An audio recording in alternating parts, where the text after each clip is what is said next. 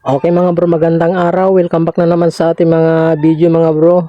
Ngayon naman mga bro, ang gagawin natin ay isang dryer mga bro. Ayan, bali ang problema nito mga bro, sabi ng may-ari ay umuugong lang daw, sabi ng may-ari mga bro. Pero hindi lahat ng dryer mga bro na umuugong ay kapasitor o motor ang sira. Baka ganito lang mga bro yung sira ng inyong dryer. Panoorin nyo ito mga bro para magkaroon kayo ng idea.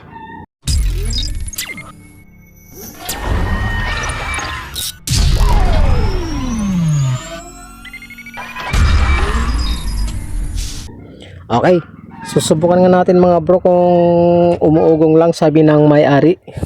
Yan, saksak natin sa kuryente. Yan, ito yung saksakan natin. Yan, tapos yun natin yung kanyang timer mga bro.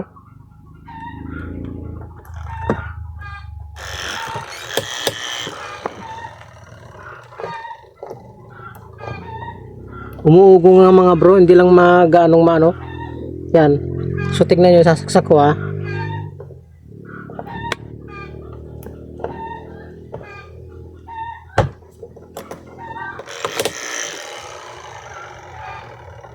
Hindi siya marinig mga bro. Sandali lang at tanggalin natin yung takip kung maririnig natin yung kanyang ugong.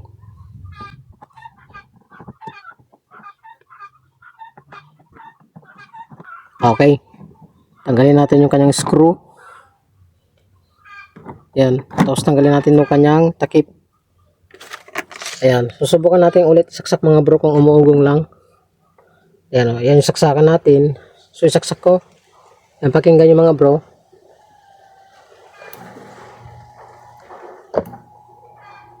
Umuugong nga mga bro. Ayan o. Ayaw umikot. Ayan o. Kung mapapansin nyo, kung naririnig nyo mga bro, ayan o. Ayan, umuugong. So bali ang unang i-check nyo mga bro kung ganyang umuugong, dahil hindi lahat ng umuugong ay kapasitor o motor ang sira. Ayan. So ang unang i-check nyo ay yung kanyang brake mga bro o yung kanyang preno. I-check nyo kung nakapakat. Ayan. So check natin kung mahigpit na ikutin. So mahigpit na ikutin mga bro. Ayan o. Nakapakat yung kanyang preno. Ayan o. Dapat yan nakaangat ng kaunti. Ayan, nakaganyan o. Ayan, nakaangat ng kaunti na ganyan. Ayan, susubukan nga nating isaksak mga bro. So yun natin yung timer, medyo hindi na ano yung timer niya. So subukan nating isaksak.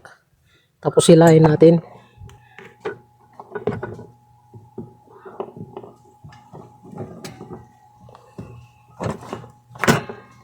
So umuugong. Hindi natin nahila yung kanyang preno. Okay, ulitin natin mga bro. Silahin natin yung preno. Ayun. So pumapakat pala mga bro yung kanyang preno. Ayan o. Ayun, kapag pumapakat yung kanyang preno ay hindi umiikot. Okay, tanggalin natin sa saksakan. So alamin natin yung kanyang problema mga bro kung bakit pumapakat. Ang dahilan yan mga bro, ito o. Ito, natanggal ito. Susubukan natin ibalik. Ay, kung mga bro, nagkaroon ng problema ito o, rod nya. Ito, baka natanggal dito. Baklasin natin itong kanyang takip. Ito, tignan natin, baka naputol. Flat pala yung nakuha ko. Subukan natin i-check.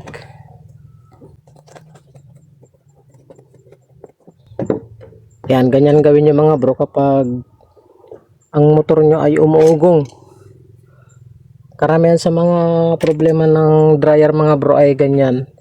Ang akala ng iba ay kapasitor o di kaya motor ang sira.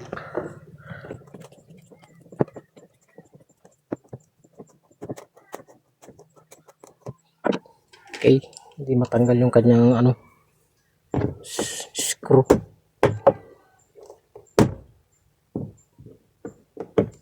Ayun. Subukan natin.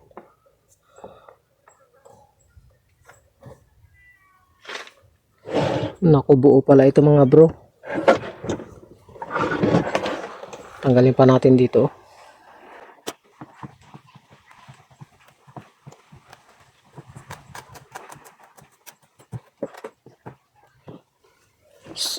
Ikutin pa natin.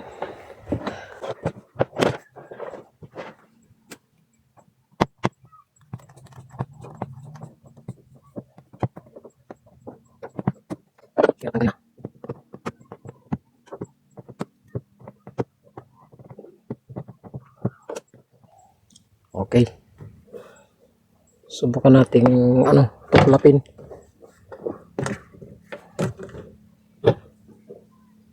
Ay, meron pa mga bro. Ayun pa oh. Yan mga bro.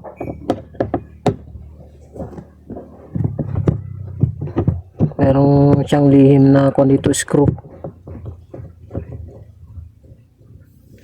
Okay. Tanggalin pa natin mga bro yung kabila.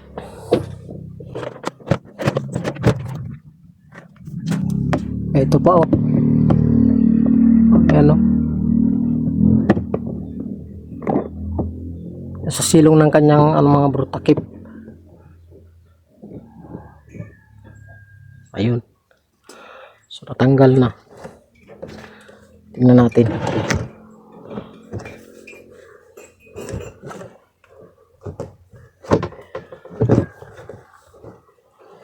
Meron pa yata. Ay, wala na.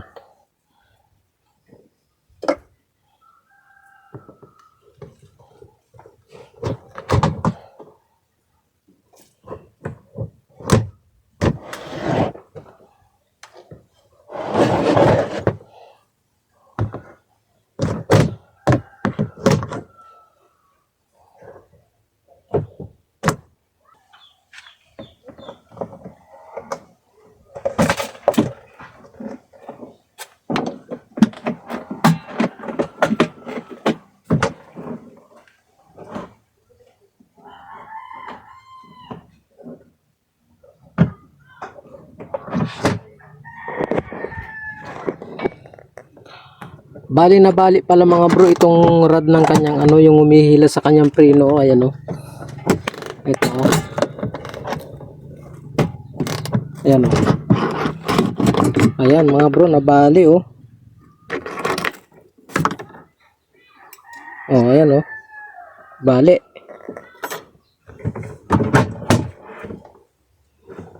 So dito yan nakakunik mga bro. Baliktad natin tong cover. Ayan. Subukan natin baklasin ito.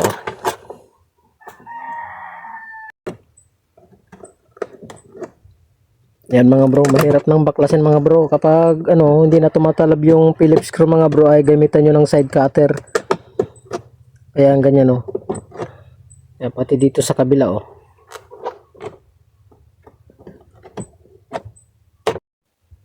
Okay, tanggalin na natin mga bro. Ayan, pati ito mga bro, kinalawang na rin oh. Ayan oh. Dito nakakonek mga bro yung rod ng ating humihila sa ating brake, sa ating dryer mga bro. Ayan, papalitan na lang natin mga bro ng alambre. Naputol pala mga bro, yun ang kanyang problema. Ayan. So kapag kuan kasi mga bro, halimbawa ito. So halimbawa mga bro, kapag itong takip niya, kapag binukas nyo ito ay magpipreno siya, i-release niya yung preno para huminto yung natin, itong basket natin. Kapag sasara naman, hilahin niya yung brake, tapos mag-switch ito mga bro. Ito. Ayan, para umikot yung motor natin. Bali ang mangyayari dito mga bro ay babaklasin ko rin ito mga bro. Okay, baklasin natin. Tingnan ko lang mga bro kung kaya ng screw. Ayan. Okay, kaya pa mga bro. Ayan o. Napaikot pa niya.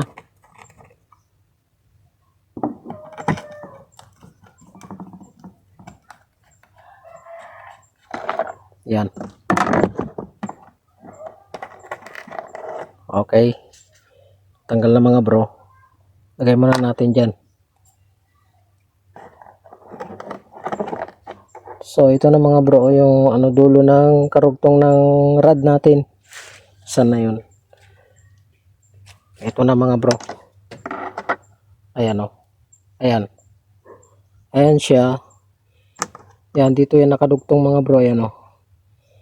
Okay, bali magko-convert na lang tayo mga bro ng tie wire. Tie wire na lang yung gagamitin natin. Okay, bali nakahanap na ako mga bro ng alambre. Ang ginawa ko mga bro, binaluktot ko na lang yung dulo nung dating nakalagay tapos dinugsungan ko ng tie wire mga bro. Ayan o. Ayan, bali ito yung dating kunya mga bro. Ito yung dati tapos ginaya ko na lang o. Ayan o. Okay, ikabit na natin mga bro. Ayan, saka na natin puputulin kapag nandun na sa baba.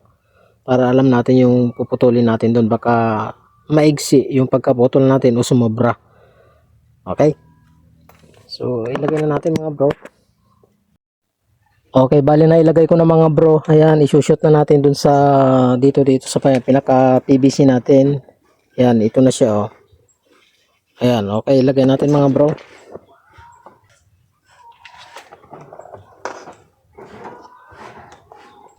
Ayan, tusok lang natin dito. Okay.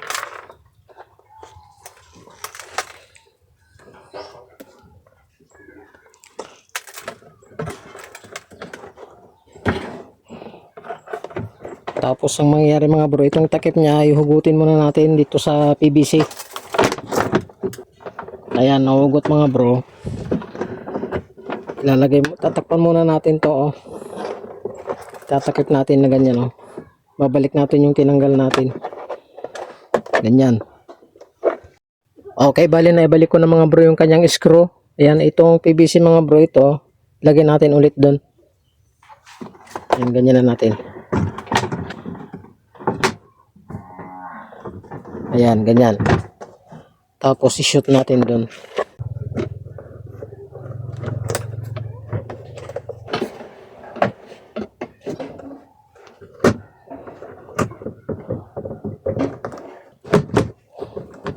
Okay, ilagay ko muna yung mga screw mga bro. Okay, bali na ikabit ko na mga bro yung mga screw. Ayan, tignan natin. Bali ito na siya mga bro. Ayan o. Ayan.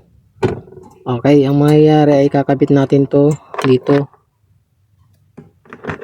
Ayan, ganyan. Okay. Tapos susuot natin dito mga bro. Babalaktuto natin siya. Susuot natin dito. Okay, putulan pa natin mga bro. Mahaba. Ayan. So tatantyahin natin mga bro na kapag sinuot natin dito ay mahihila niya ng bahagya yung preno ng ating motor. Ayan. Susubukan natin mga bro. Okay, nailagay ko na mga bro. Ayan. Halimbawa mga bro, kapag magsusuot kayo ng alambre dito, siguraduhin yung nakabukas yung ano, yung takip ng dryer nyo, ganyan nakabukas. Tapos medyo hatakin nyo ng kaunti. Mamili na kayo dyan mga bro kung saan nyo ikakabit. Huwag lang dito sa dulo mga bro, para in case na sumasayad na naman yung kanyang preno ay pwede kayo mag-adjust dito sa bandang baba. Okay, paano ba malalaman kung okay na yan mga bro? Halimbawa yan nakabukas. So isasara ko mga bro, titignan natin kung hihilayin niya ng bahagya. Ayan o, isasara ko ah. O ayun, kung mapapansin nyo, nahila niya ng bahagya, ibig sabihin umangat yung preno doon.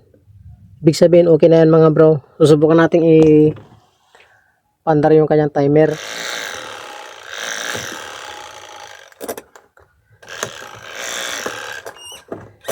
Ayan. Subukan natin kung iikot na siya. Ayan o. Okay, testing. O ayun o, umiikot na o.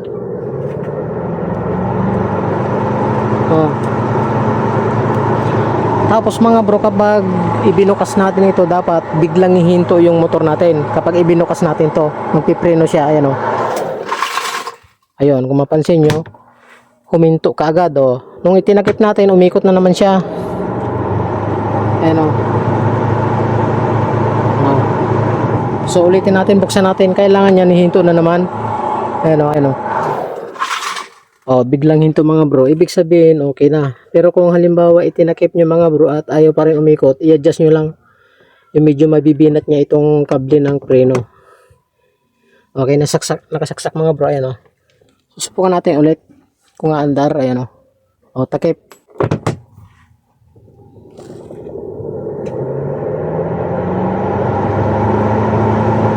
Okay, bukas mga bro. Biglang hihinto yan. Ayun, biglang huminto. Okay, ayos na mga bro.